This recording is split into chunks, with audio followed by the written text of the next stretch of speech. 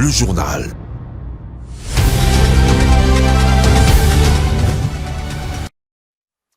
L'actualité dans toute son intégralité, mesdames et messieurs, bonsoir et bienvenue dans cette nouvelle session d'information sur Mondico Télévision. D'abord, les titres de votre journal. Un mémorandum a été déposé au quartier général de la Monisco par les habitants des Bunia dans la province d'Ituri afin d'inviter les Nations Unies à voter des lois contraignantes pour taire les violences dans la partie est de la RDC.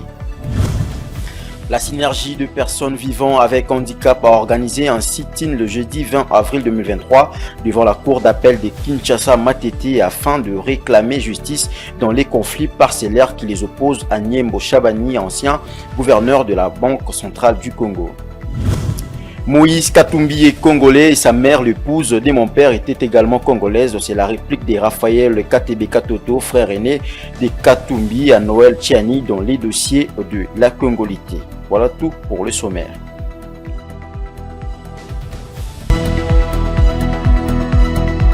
Mesdames et messieurs, bonsoir. Un groupe d'habitants de Bunia en la province de l'Ituri a déposé un mémorandum le jeudi 20 avril 2023 au quartier général de la Monisco. Le but de cette démarche est de demander aux Nations Unies de voter des résolutions contraignantes pour mettre fin aux violences dans leur province. Suivez. Des bandeaux rouges à la tête en signe de protestation, telle a été la matinée du 20 avril 2023 dans la ville de Bunia. Les habitants de ce coin ont manifesté dans les rues pour dénoncer les violences perpétrées par des groupes armés dans un silence total de la communauté internationale.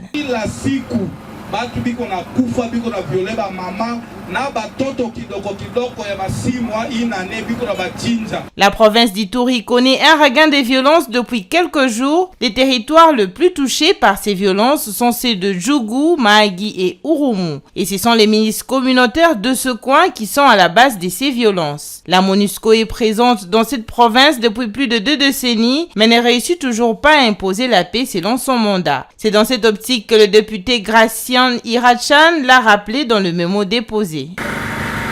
Nous vous demandons donc d'adopter des résolutions contraignantes au sein du Conseil de sécurité des Nations Unies pour l'arrêt définitif des hostilités et le retour de la paix durable dans les milieux. Encadrée par la police, la délégation des manifestants a été reçue par les chefs intérimaires de la MONUSCO à Bunia. Ces derniers ayant reçu le mémo a félicité la population pour la discipline observée lors de cette manifestation. Ce que j'ai admiré, c'est qu'il n'y a pas eu de casse. Vous êtes venus dans la paix, les alors comme vous l'êtes. Et nous sommes tous embarqués vos difficultés, à juste titre des problèmes. Votre mémo sera transmis. Merci d'être venu. Merci. Selon l'ONU, plus de 150 civils ont été tués depuis les 2 dernières semaines et plus de 450 depuis décembre 2022.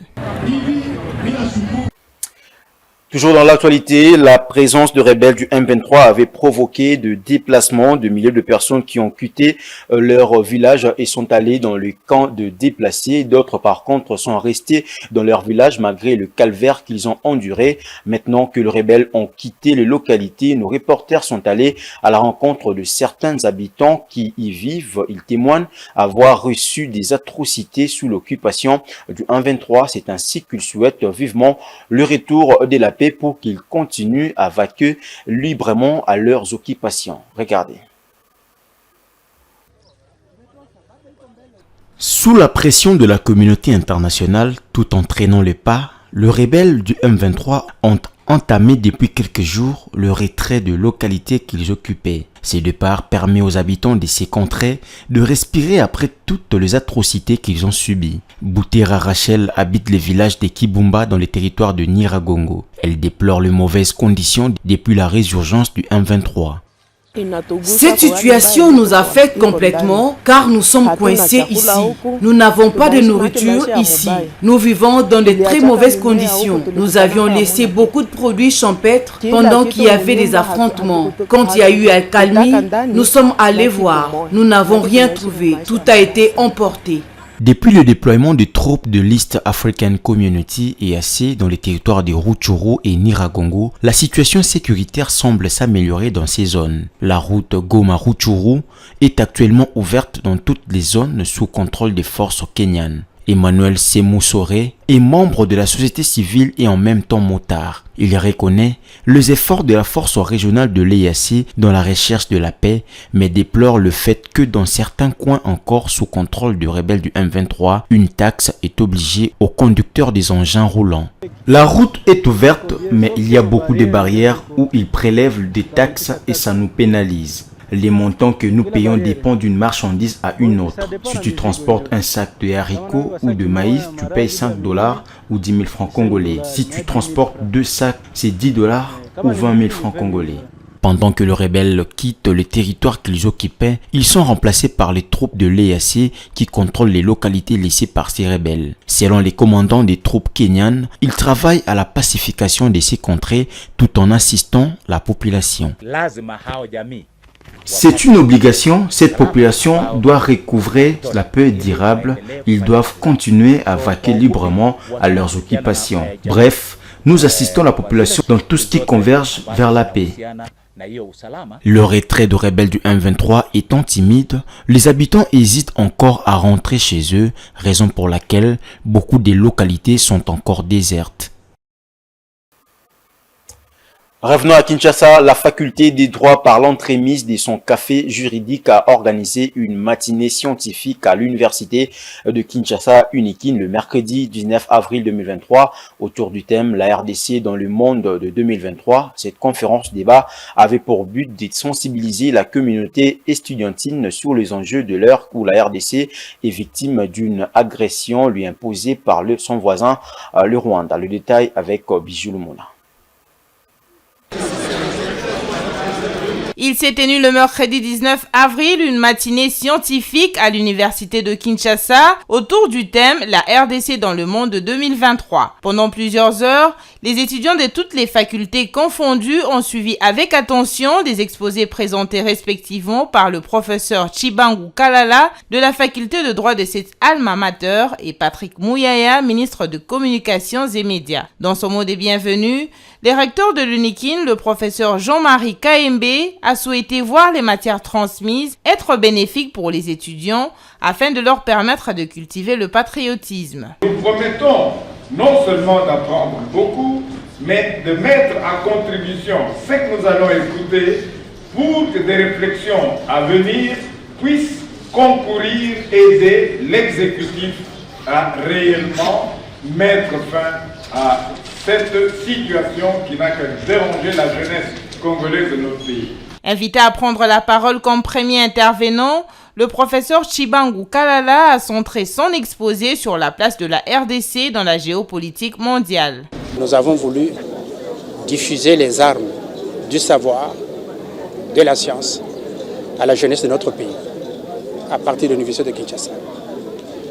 Le savoir sur ce que c'est que la RDC, ses problèmes d'hier, ses problèmes d'aujourd'hui et ses problèmes de demain. Et armer notre jeunesse de ce savoir, de cette science, pour que cette jeunesse, pour que ces jeunes Congolais soient utiles à eux-mêmes et puis utiles à notre communauté, utiles à la patrie. De son côté, Patrick Mouyaya a axé son thème sur l'analyse de la guerre à l'est de la République démocratique du Congo. Nous avons évidemment partagé les problèmes que nous avons actuellement avec la guerre à l'Est.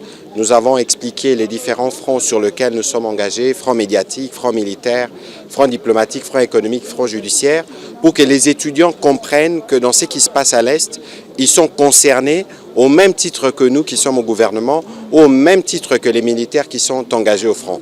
Le gouvernement congolais promet de multiplier ces genres d'initiatives pour arriver à éveiller la conscience de toutes les couches sociales afin de mettre fin à cette guerre qui a déjà duré plusieurs années dans la partie est de la RDC. C'est par la remise des diplômes d'émérite aux deux orateurs que cette conférence a pris fin.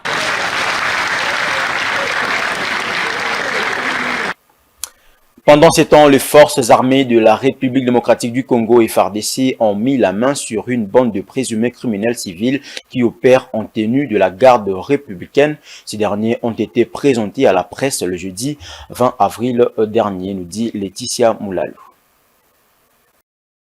Jeunes gens, nous les avons arrêtés hier pendant que nos unités étaient en patrouille, hier très tard dans la soirée. La spécificité de le présenter aujourd'hui à la presse, c'est le fait que, comme vous l'avez constaté, ils sont en tenue militaire, plus précisément la tenue de la garde républicaine. Et vous êtes sans oublier que ces derniers temps, ici chez nous, à Goma, tous les crimes qui se commettent, on a tendance, n'est-ce pas, à attribuer cela aux forces armées de la République démocratique du Congo et plus particulièrement à la garde républicaine. Et c'est ici le lieu de vous dire que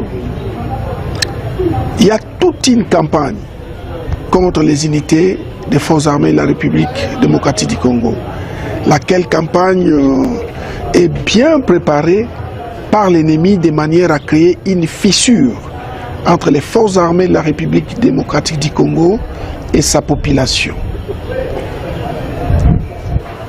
Aujourd'hui, nous vous présentons ces messieurs qui est en tenue de la garde républicaine, mais qui n'est pas du tout militaire. Qu'est-ce que nous voulons demander à la population? C'est d'éviter de tomber dans le piège de l'ennemi en liant, n'est-ce pas, les actes posés par individus en tenue, deux fois armés, aux forces armées de la République démocratique du Congo. Les cas les plus probants, c'est celui-ci. Il est en tenue militaire, plus précisément la tenue de la garde républicaine, comme je viens de vous le dire, mais il n'est pas militaire. Dans l'actualité également, la question sur la nationalité du président d'Ensemble pour la République, Moïse Katumbi Tchapoué, continue de susciter plusieurs réactions. Noël Tchani a été contredit par Katebi Katoto défendant l'honneur de sa famille. Ceci fait suite à la proposition de loi sur la nationalité congolaise portée par les députés nationaux Tsingi et Pouloulou, cerveau à l'Assemblée nationale. Suivez. Noël Tchani, initiateur de la loi sur la congolité, a sur un plateau de télévision fait des affirmations sur les origines de la famille de Moïse Katumbi. Il soutient clairement les faits que le président d'Ensemble pour la République est issu de parents étrangers. Congolais. Katumbi, lui-même il le dit, c'est pas Noël Tchani qui invente ces choses-là. Il dit que son père est grec, italien, israélien, juif. Il nous dit directement ou à travers son copain là de Mouyambo, et moi je l'ai confirmé en parlant au frère de Katumbi, Katebe Katoto. Je peux vous envoyer la photo qu'on a prise ensemble quand il m'expliquait ça. Donc Katumbi, la mère de Katumbi, était une domestique dans la maison où il y avait une femme congolaise qui était la mère de Katebe Katoto. Mais les deux là font partie de la même ethnie, tribu qu'on appelle les Bemba. Il y a les Bemba au Congo, les Bemba de la Zambie. La mère de Katumbi, c'est une Bemba de la Zambie. Maintenant, Katebe Katoto, c'est notre compatriote, dans la mesure où sa mère à lui est Bemba de la RDC. Katebe est congolais, au sens congolais du terme, au sens légal de la constitution du terme. Katumbi, c'est un étranger, étant donné que ses deux parents sont des étrangers. Ces allégations ont poussé Katebe Katoto, frère aîné de Katumbi, à faire un démenti sur cette question afin de défendre l'honneur de sa famille mise en mal. J'ai vu passer les images où on me présentait un entretien avec X et Y, or que ce n'était même pas moi. Même la personne à laquelle ils ont fait allusion, avec qui soi-disant j'ai eu l'entretien, a nié qu'elle ne m'a jamais rencontré. Moïse Katumbi est mon petit frère. Je l'ai fait grandir. C'est mon fils. Sa mère, Maman Virginie, elle est congolaise et non zambienne. Elle est congolaise d'origine de Bunkeya, grandie à Kashobwe. Ma mère était congolaise d'origine de Kachobwe. Maman Virginie n'était pas une femme de ménage. C'était la femme de mon père. Donc c'était ma belle-mère. Après ma mère, mon père était avec Maman Virginie. Maman Virginie était son épouse.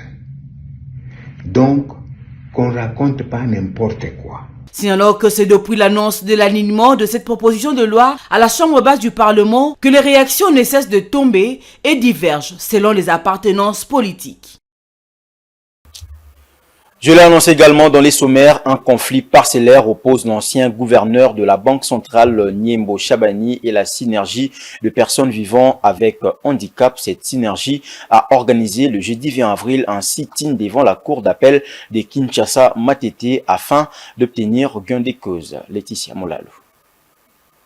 C'était le jeudi 20 avril dernier que les personnes vivant avec handicap ont envahi le siège de la cour d'appel de Kinshasa Matete pour exiger justice sur l'affaire qui les oppose à l'ancien gouverneur de la Banque centrale, Niembo Chabani. À en croire ces personnes à mobilité réduite et vulnérables, c'est depuis 7 ans qu'ils n'ont aucune suite sur ce dossier. Ils accusent l'ancien gouverneur de la Banque centrale de manipuler la justice et de se servir de son influence pour retarder les choses.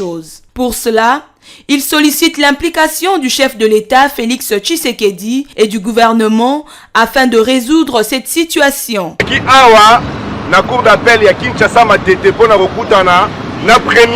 Nous sommes venus ici pour uniquement rencontrer le numéro 1 de cette cour, lui parler de vive voix de notre affaire.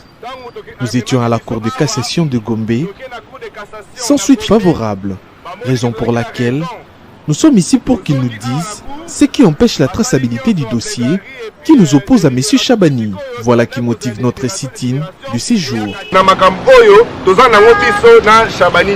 Ils ont lancé un appel à toutes les personnes de bonne foi à pouvoir les aider à récupérer leur terrain qu'ils ont acquis grâce à leur petite cotisation. Signalant que le terrain est situé à Bibois dans la commune de Lansele, district de Lachangu.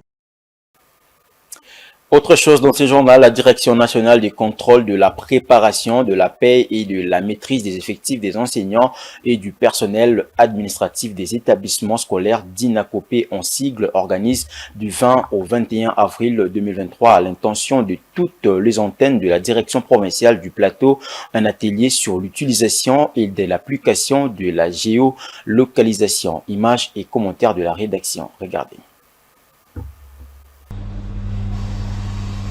La direction provinciale de Kinshasa Plateau de la DINACOPE SCCOPE reste déterminée de s'aligner dans les ambitions du ministère de tutelle, à savoir l'enseignement primaire, secondaire et technique EPST, piloté par le professeur Tony Mwaba, qui entend moderniser les services traditionnels. C'est dans le cadre de la mise en œuvre de différentes réformes liées aux atouts du numérique que cet atelier de formation répond à des exigences d'appropriation de certaines techniques d'utilisation de l'application de géolocalisation et d'identification sur terrain. Organisé en 2 sessions de formation de 2 jours, les premiers bénéficiaires, le groupe des unités des antennes du plateau de Daipen, c'est les 3 et 4, Passa, Bibois et de la Diprosec, qui ont été initiés le jeudi 20 avril à 2 thématiques dont la formation sur l'utilisation de l'application de la géolocalisation et la formation sur l'utilisation des applications d'identification des élèves en version desktop et Android.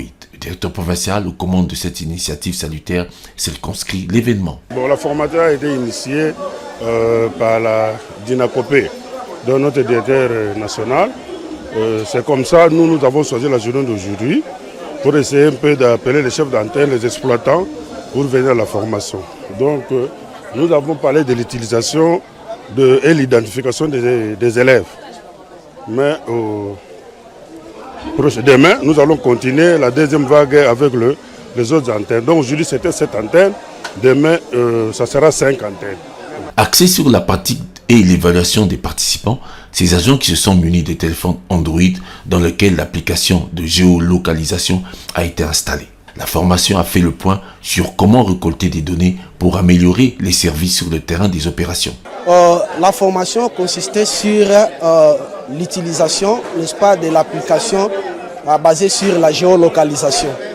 la direction nationale, n'est-ce pas, par l'entremise de la direction en charge du système d'information, s'est investi à innover sur les applications, n'est-ce pas, pouvant permettre aux agents, aux cadres ou aux chercheurs de pouvoir avoir les informations sur les établissements et aussi les données liées à l'identification des élèves. Cette formation technique est une exigence pour la direction nationale de contrôle de la préparation de la paix et de la maîtrise des effectifs des enseignants et du personnel administratif des établissements scolaires d'INACOPE, engagés d'effectuer le renforcement des capacités de ces agents qui doivent absolument saisir cette opportunité pour des meilleures performances des services de la paix des enseignants, une de ses missions.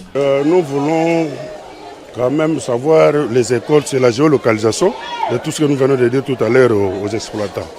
C'est pour le résultat est que chaque école ait son adresse, connaître son adresse, sa photo, tirer la photo, voir réellement l'état de viabilité de chaque école. Ça c'est du côté géolocalisation, excusez-moi. Bon, du côté identification, nous voulons quand même identifier, chaque élève doit avoir un numéro sur la demande du ministre. À la clôture de travaux le vendredi 21 avril, la seconde session de formation pour le groupe des antennes de Maluku, Menkao 1 et 2, Mampu, Mongata, Mbakana et Dumi se tiendra dans la même salle Ngom Mbi à Kinkole. Poursuivons avec ce journal, l'Institut de Lagombe à Kinshasa accueille depuis le jeudi 20 avril 2023 la semaine de sciences et technologies sous le thème « 10 ans des sciences et des technologies au service de la jeunesse ». Ces rendez-vous rentrent dans les cadres du ministère de l'enseignement primaire, secondaire et technique. Il a pour but de pousser le jeune à s'orienter vers le filière de sciences et technologies, d'autant plus que la RDC est en train de basculer vers le numérique. Images et commentaires. 500 écoles qui proviennent de 5 provinces éducationnelles de Kinshasa vont pendant 2 jours visiter ces villages de sciences et technologies. Ceci est un rendez-vous annuel qui vient appuyer la réforme mise en place depuis 6 ans par le gouvernement congolais sur l'enseignement des sciences et mathématiques dans le domaine d'apprentissage des sciences. La particularité de ce programme est l'approche pédagogique afin d'amener les sciences et technologies à être plus valorisées. Pour Aïssa Malou, organisatrice de cette activité, l'objectif est de susciter des vocations auprès de jeunes qui sont appelés à construire l'avenir du pays et surtout pour cette année 2023, l'accent est mis sur la jeune fille pour aider le pays à se développer dans le numérique. Et elle invite par la même occasion les jeunes filles à pouvoir renforcer leurs compétences dans les domaines techniques et scientifiques pour un lendemain meilleur. Cet événement, en fait, a 3 objectifs. Ce que l'on veut, c'est développer une culture scientifique et technologique auprès des jeunes et du grand public. Et surtout, nous voulons susciter des vocations auprès de ces jeunes. La RDC a besoin des sciences, mais les sciences ont besoin des femmes. Il est absolument important que l'on ait plus de femmes et de filles qui aient dans les domaines techniques et scientifiques pour qu'on puisse justement accélérer les choses et qu'on fasse évoluer notre pays et ses disciplines. Donc j'invite vraiment les filles à renforcer leurs compétences dans les domaines techniques et scientifiques. Une aubaine pour les élèves dont certains ont déjà un pas dans l'entrepreneuriat. C'est le cas de Anna Bissimois, encore élève, en est à sa 2e participation et a déjà créé sa petite entreprise grâce au numérique. Personnellement, ça m'a vraiment motivée. Déjà, je ne croyais pas ça. Je me disais que la femme, c'était un être inférieur, que la femme en soi ne pouvait rien faire dans la société. Mais en voyant leur effort, de faire cette activité et de voir qu'il y a de sponsors qui ont voulu sponsoriser cette activité, ça prouve que la femme peut faire quelque chose dans la société. Pour rappel, la semaine de la science et des technologies a été lancée officiellement depuis le 15 avril à Bansangungu dans le Congo central avant de venir à Kinshasa. D'autres activités parallèles sont organisées dans les 12 provinces de la RDC. Le mois d'avril étant un mois de sciences et technologies en RDC, Raïssa Malou souhaite voir cette édition nationale devenir un cadre permanent pour que les activités soient organisées tout au long de l'année et pas seulement une fois au mois d'avril. L'actualité, c'est aussi en province, la ville de Mbujimayi, dans le Kasaï oriental, vit depuis 3 semaines sans énergie électrique suite à la vétusté de machines et câbles électriques, raison pour laquelle la minière de Bakwanga, Miba et le gouvernement s'emploient à trouver des solutions à court et à long terme. Suivez cet élément que vous propose la rédaction. La province du Kasaï oriental vit depuis près de 3 semaines déjà sans énergie électrique. Précisément, la ville de Mbuji-Mayi est frappée par cette carence. Face à cette perturbation, la société minière de Bakwanga, MIBA en sigle, a dans un communiqué rendu public depuis le lundi 17 avril donné quelques précisions, tout en indiquant que la situation actuelle est due à la vétusté de machines de la centrale hydroélectrique de Tchala qui date depuis les années 1933 et 1953. Selon la minière de Bakwanga, au lieu d'une réparation temporaire, une solution durable devra être trouvée avec le gouvernement de la République. Ceci implique le renouvellement et la modernisation des équipements de Tchala. À cet effet, contrairement à tout ce qui circule sur les réseaux sociaux, le gouvernement de la République et la société minière de Bakwanga, propriétaires des centrales, ont de communes ententes préférées opter pour des solutions durables si après, au lieu de continuer de faire de réparations difficiles, partielles et coûteuses. Il serait avantageux pour tout le monde de moderniser et de renouveler les équipements de la centrale de Lubilangi 1 par la firme Magti Land qui a signé le contrat de partenariat avec la MIBA et le processus est déjà en marche. Sur financement de partenaires avec le soutien du gouvernement congolais. Réhabiliter totalement la centrale de Lubilangi 2 par la société Hydroforce dans le cadre d'un accord signé entre cette dernière et la MIBA, financé par le ministère des Finances au titre du remboursement de la créance de la MIBA sur les trésors. Par ailleurs, la MIBA annonce qu'une partie de la société de l'énergie du Kasaï, Enerka, est déjà déployée pour la remise à niveau de la situation à court terme. Rappelons par ailleurs que la ville de Mbuji-Mayi est plongée dans le noir depuis près de 3 semaines. Cette situation oblige plusieurs à recourir aux groupes électrogènes pour alimenter leurs ménages et a des répercussions sur l'approvisionnement en eau potable. Les opérateurs économiques du secteur du froid, tels que les vendeurs de boissons, de vivres frais et autres, sont durement touchés. L'appui de l'Union européenne chiffré à plus de 29 millions d'euros au profit du ministère de la Défense dans le cadre de la réforme des armées de la RDC, la fin de l'anarchie dans la délivrance du permis de conduire grâce au forcing du ministère de l'Urbanisme et Habitat, la mise en place d'un cadre de concertation dans le secteur minier et enfin la tension qui monte dans la sphère Lamouka depuis la séparation d'Adolphe Mouzitou et Martin Fayulu. Place à présent à la revue de presse.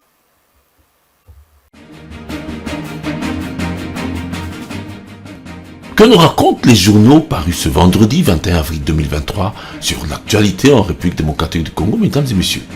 La tempête des tropiques rapporte à sa une qu'un appui de l'Union européenne à la RDC, évalué à 29 600 000 euros, va être disponibilisé pour un projet dénommé Unis pour la paix et la sécurité.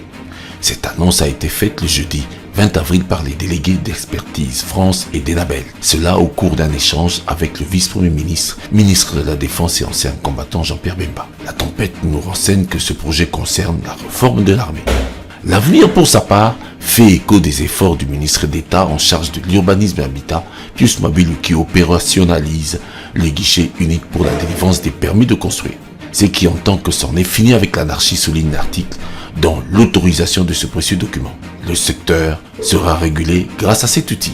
Prospérité informe que le Premier ministre Jean-Michel Sama Lukonde a salué la mise en place du cadre de concertation dans le secteur minier et appelle les parties prenantes à une transparence totale étant donné que le secteur en question est générateur de ressources, de beaucoup de capitaux au profit du trésor public. Le même journal sur un autre dossier reprend les propos d'Adolphe Mouzitou qui a déclaré, je cite, « Lamouka, c'est une plateforme de résistance et non une plateforme électorale. On sent bien qu'il y a encore de l'électricité en l'air entre les anciens alliés de l'opposition déchirés. » Mesdames et messieurs, merci pour votre attention. Mesdames et messieurs, ce journal est terminé, mais si vous nous avez pris en cours de diffusion, retenez ceci.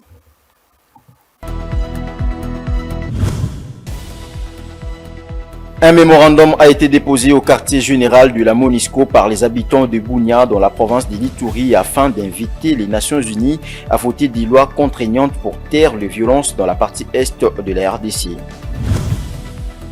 La synergie de personnes vivant avec handicap a organisé un sit-in le jeudi 20 avril devant la cour d'appel de Kinshasa Matete afin de réclamer justice dans les conflits parcellaires qui les opposent à Niembo Chabani, ancien gouverneur de la Banque centrale du Congo. Vous avez suivi également Moïse Katumbi est congolais et sa mère, l'épouse de mon père, est également congolaise. C'est la réplique de Raphaël Katebe Katoto, frère aîné de Katumbi, à Noël Tchiani dans les dossiers sur la congolité.